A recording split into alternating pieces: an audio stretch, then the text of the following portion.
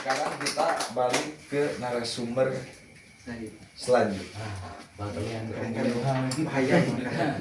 Ada embel-embel tadi JSNU. Ada yang tahu nggak sih apa itu JSNU? Apa ya? Juru sembelih Nahdlatul Ulama. Nahdlatul Ulama. Jadi JSNU itu adalah juru sembelih Nahdlatul Ulama. Nah gini Pak Ustadz, jadi ngomongin JSNU, kira-kira JSNU itu kapan sih dilahirkan? Dan sejarah apa di balik terlahirnya JSNU ini? Silahkan, mau dijawab sama siapa? Pak Pembina atau Pak Ketua? Pak Pembina silahkan. Oh, saudara. Ketika di jalan juga sempat berbincang-bincang dengan ketua. Semalam juga saya sempat mikir gitu. Takut ada pertanyaan ini ternyata muncul pada kemarin. Jadi ketika ditanya itu kalau misal di bulan apa, tanggal berapa, sampai saat ini saya masih loading ini gitu ya. Lupa lagi tepatnya dulu di tanggal dan bulan berapa.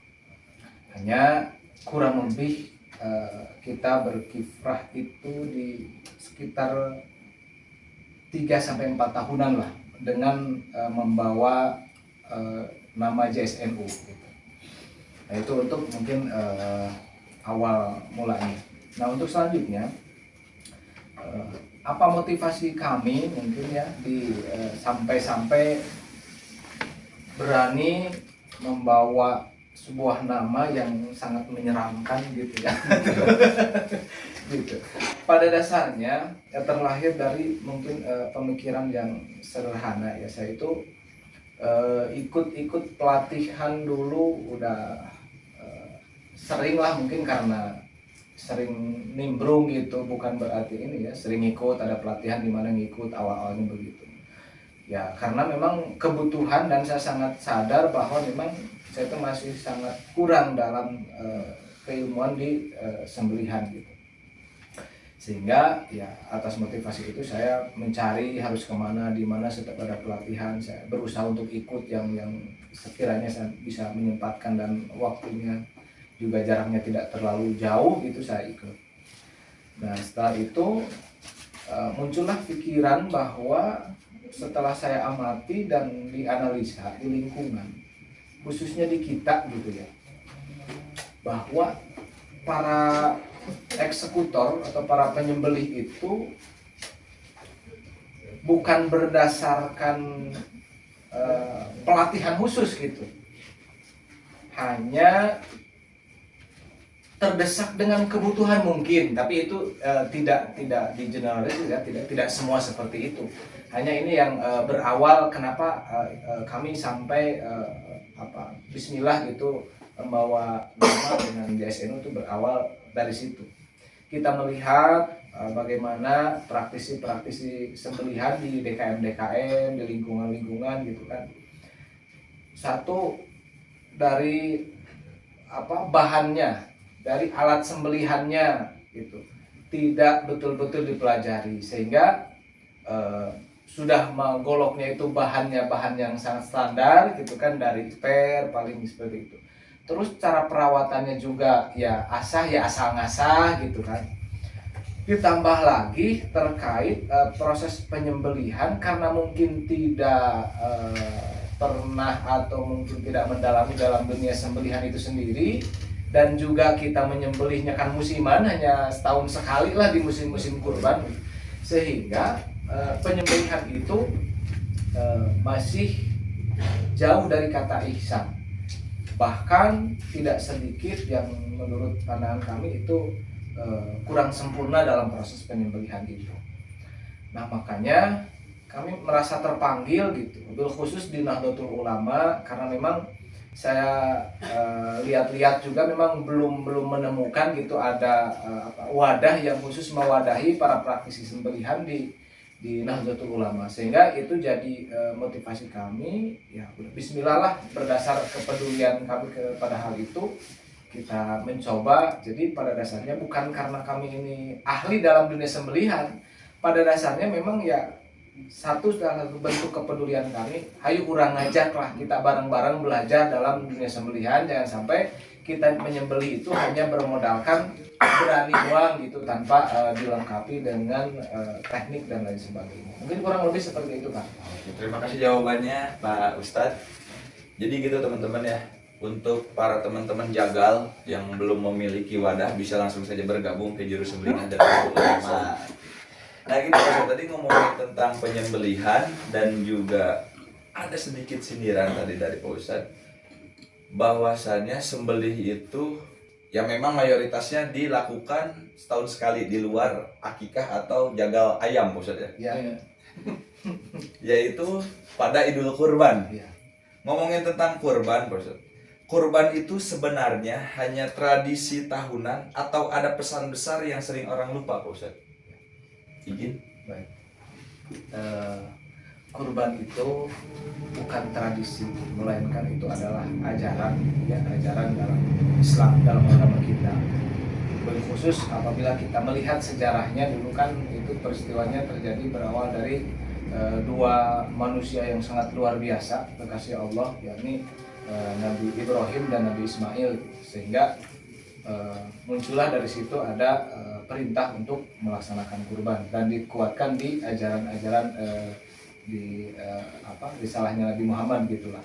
Itu mungkin pada awalnya. Jadi yang jelas kurban itu bukan tradisi, melainkan itu adalah sebuah ibadah yang memang dianjurkan.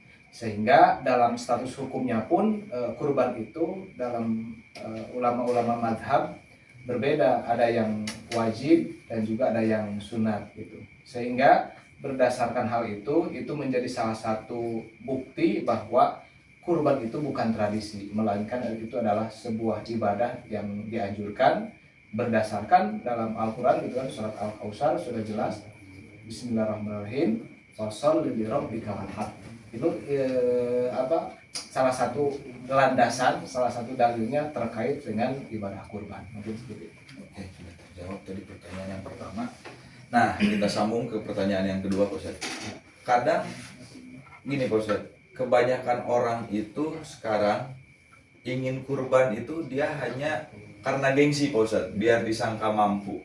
Nah, menurut fikih dan juga niatnya itu seperti apa, Pak Ustadz? Dalam pandangan Islam. Ya, karena kurban itu adalah bagian dari ibadah dan juga kurban itu diambil dari kata koroba gitu kan, yang mana artinya itu adalah mendekatkan diri gitu, mendekatkan. Nah, maka makna dari kurban itu sendiri adalah bukan untuk unjuk pamer dan lain sebagainya, selain adalah bentuk penghambaan diri kita seorang hamba kepada Allah Subhanahu wa taala. Salah satu cara untuk mendekatkan diri kita kepada Allah Subhanahu wa taala itu adalah dengan cara berkurban. Sehingga dalam salah satu hadis Nabi bersabda, tidak ada amal ibadah pada hari itu, yakni pada hari raya Idul Adha dan hari Tasyrik, yang lebih utama dibandingkan melaksanakan ibadah kurban, penyembelihan kurban. Nah, itu salah satu yang perlu kita renungkan bersama, bahwa memang ya kurban itu bukan sebagai alat untuk pamer, pansos dan sebagainya, melainkan justru itu adalah simbol kita, penghambaan kita, mendekatkan dirinya kita kepada Allah Subhanahu wa taala, sehingga harta benda yang begitu sangat istimewa pun di saat itu kita korbankan gitu. Itu sebagai tanda bahwa memang kita tuh mendekatkan diri kita kepada Allah Subhanahu wa taala. Mungkin salah satu gitu ya, kalau memang harus dibahas memang banyak itu. Tapi ini mungkin salah satu saja. Dan juga karena memang mohon maaf ketika ada pertanyaan yang kurang sempurna dalam jawabannya, jujur saja ini rekan-rekan semua, para ajengan, para kiai, hapunten, karena tidak ada persiapan khusus gitu ya untuk kegiatan kali ini, karena memang pada dasarnya motivasi kami hadir saat ini tuh ingin mengenalkan saja dulu lah gitu. Inilah JSNU. Jadi mohon maaf apabila nanti jawabannya banyak kekeliruan, banyak kesalahan atau kurang dari kata sempurna. Ya mungkin itulah Pak Haji, JSNU itu seperti itu. Jadi bukan hal yang istimewa banget gitu loh. Bukan ahlinya gitu. Hanya modal keinginan kata Pak Haji tadi, tekad yang kuat begitu. Ya, gitu aja. Menggunakan tekad berarti nggak boleh Pak Ustadz ya kalau kita kurban hanya dengan meniatkan ria biar dirasa oleh tetangga mampu, apalagi di komplek. Betul. Ustadz biasanya Tujuannya berarti udah berubah itu. udah berubah tujuan, Ya, betul. betul. Berarti nggak boleh guys. Kita lanjut lagi Pak Ustadz. Ada pertanyaan titipan dari para netizen ini yang mau saya. Ada pertanyaan seperti ini Pak Ustadz. Kalau orang masih punya hutang, mending bayar hutang dulu atau kurban dulu? Gimana Pak Ustadz? Itu tergantung itu seperti ini. Kalau jatuh temponya sudah bertepatan dengan hari raya Idul Kurban, maka dahulukan membayar hutang, karena membayar hutang itu hukumnya wajib. Kalau kurban itu hukumnya sunnah muakkad, kata Imam Syafi'i gitu. Nah mungkin seperti itu. Jadi dahulukan hutang dulu, jangan sampai sunnah didahulukan, yang wajib diakhirkan gitu. Jadi lebih baik selesaikan dulu hutangnya kalau sudah jatuh tempo. Kecuali kalau misalkan hutangnya itu belum jatuh tempo, masih ada waktu untuk sekiranya kita bisa mempersiapkan lagi, itu tidak apa-apa melaksanakan kurban terlebih dahulu begitu. Berarti nggak apa-apa Pak Ustadz. Ya. Kalau jauh dari jatuh tempo ya. Betul. Nah, Masih ada jarak untuk mengusahakan. masih ada jarak untuk mengusahakan gitu para netizen pengguna pay letter ya. Jangan sampai sohor tapi tekor gitu. Ulah itu. Gitu, betul, tidak boleh. Nah, lanjut lagi nih Pak Ustadz, sedikit seru lagi. Hewan kurban yang agak cacat dikit tuh masih bisa nggak sih atau masih sah nggak sih digunakan untuk kurban? Kalau Oke, siap. Kalau masalah cacat memang harusnya kan yang sempurna ya, yang betul sehat, tidak cacat. Namun ada ketentuan, asal cacat itu tidak mengurangi kualitas daging.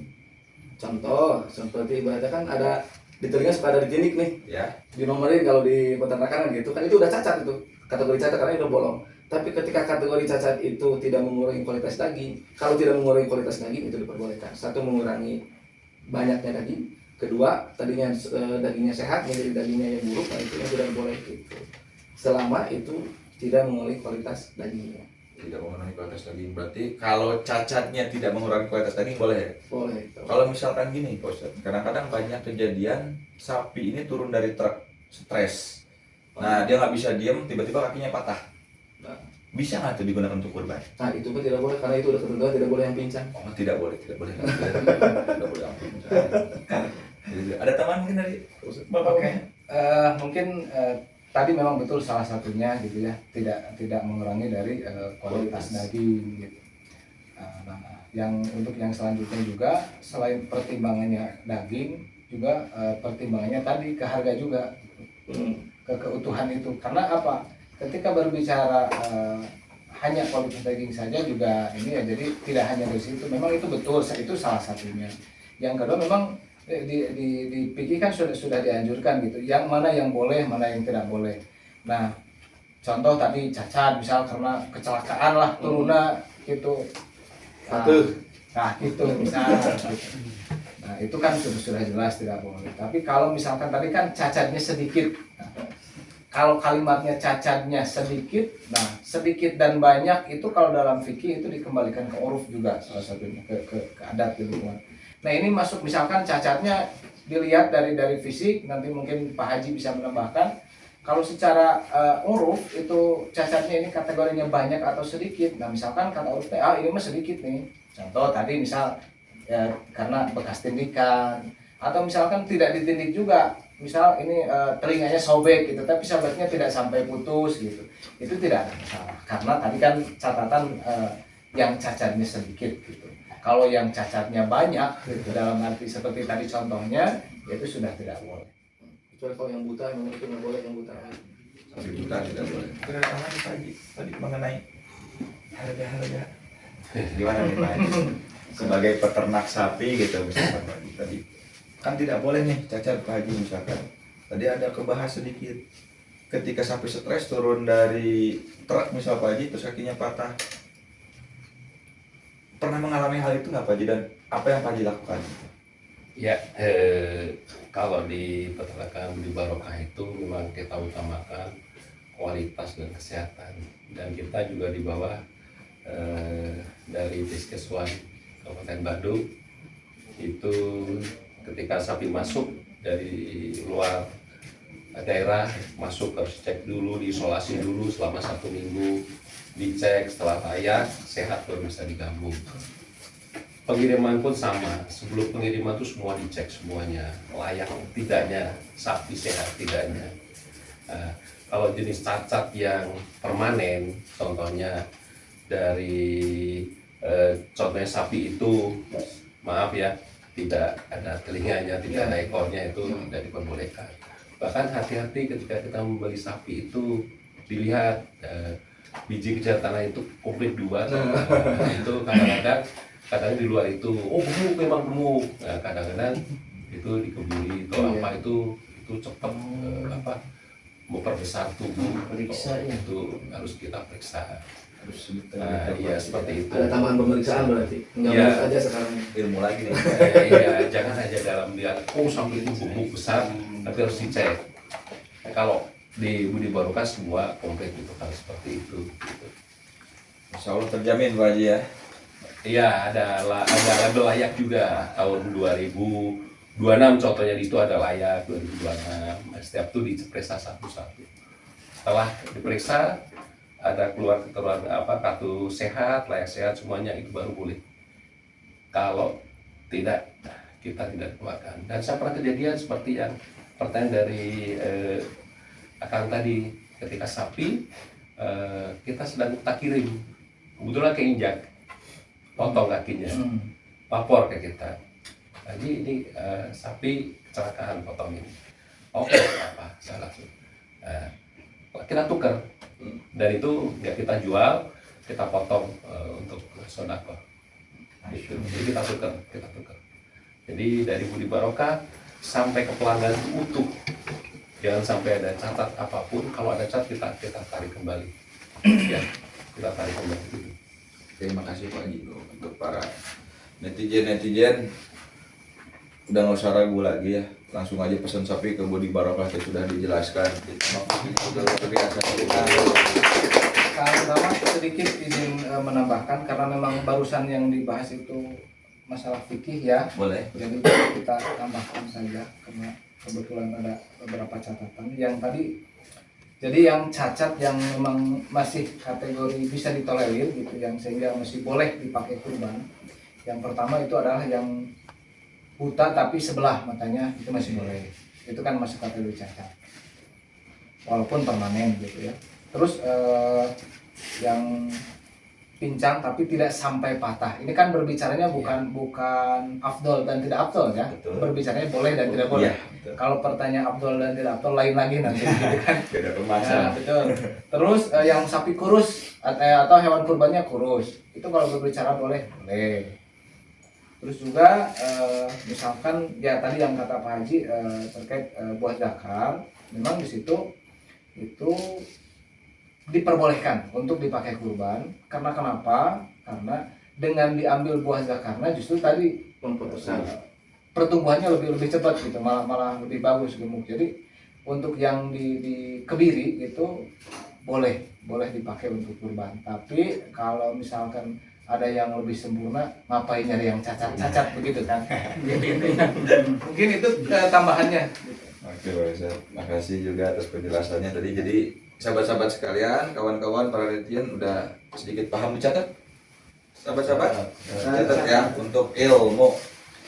Nah gini Pak Ustaz, ngomongin kurban lagi, masih tetap tentang fikih kurban.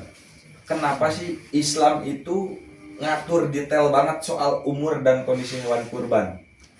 Salah satunya saja yang mungkin saya sedikit pernah dipelajari. Karena berhubungan dengan urusannya daging, kualitas daging. Karena kurban itu selain memang ibadah, selain kita mendekatkan diri kepada Allah, ada dagingnya yang akan kita persembahkan, yang akan kita sedekahkan kepada fakir miskin, saudara kita yang mungkin jarang makan daging gitu ya. Nah, maka di situ kita dipersembahkannya memang kurban yang kualitasnya memang bagus gitu.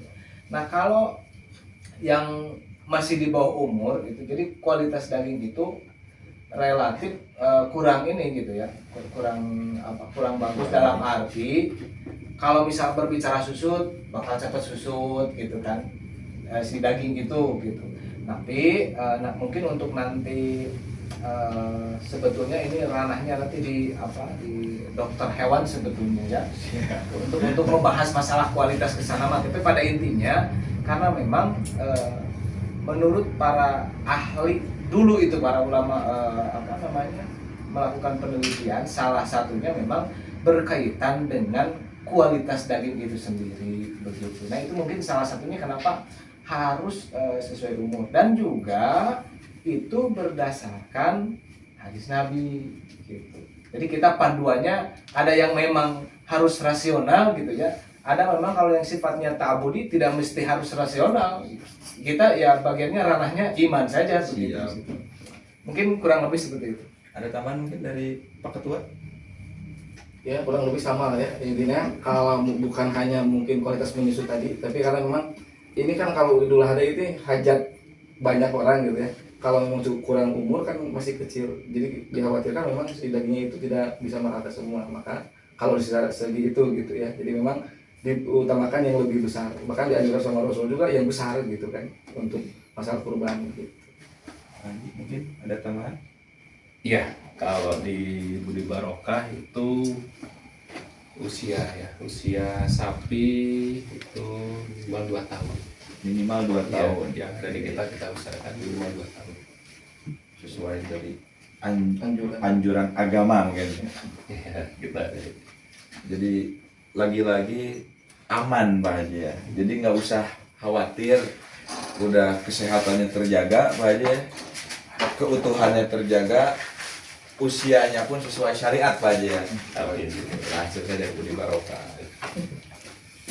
Lanjut ke pertanyaan terakhir tentang fikih, biar nggak terlalu harida. Zaman sekarang itu gini Pak Ustadz, ini pertanyaan titipan netizen. Zaman sekarang itu ada yang namanya kurban online.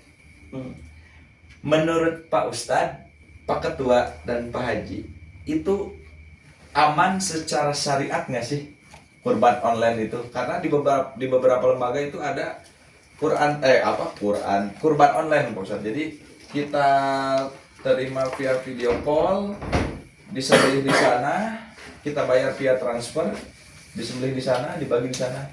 Itu secara syariat aman nggak Pak Ustadz? Izin jawabannya. Silakan duluan. Bina dulu korban ini. Kalau berbicara fikih itu bukan aman dan tidak aman ya, tapi mungkin sah dan tidak. Lah betul, sah dan tidak mas.